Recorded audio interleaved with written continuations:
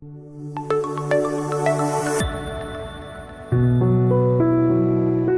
the 1800s, in the city of Darmstadt, Germany, Reb Tzvi Binyamin Auerbach, the Mechaber of the Sefer Nachal Eshkol, he was the Rav, and in that town there was Nebuch. It happened that the missionaries came and they kidnapped a child.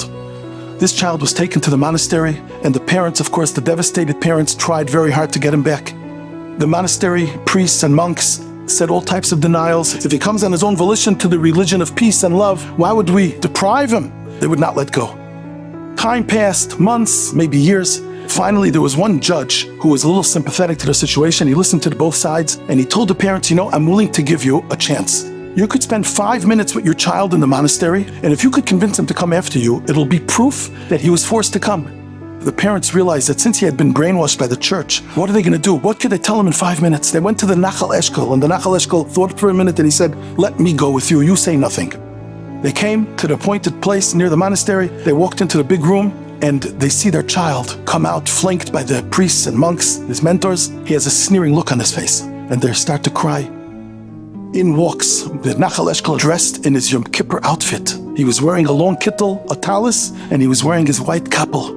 As soon as the boy came out and the 5 minutes began to tick away, suddenly they hear him saying, B'yeshiva shel malo, u'b'yeshiva shel mato. He started to chant the melody of the Kol Nidrei. Everyone is looking at him flabbergasted. What is this? But he continued, Kol Nidrei.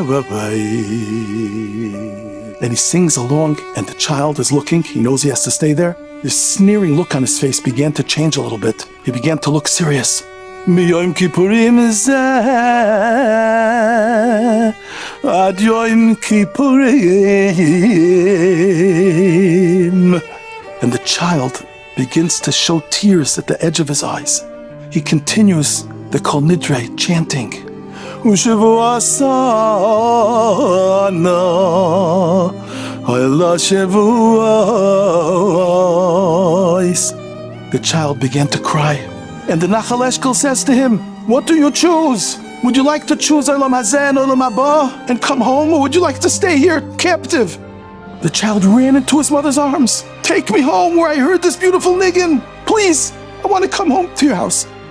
The Nachal Eshkol understood that the moments, the solemn moments of Kol Nidrei is seared deep in the soul of a Yid.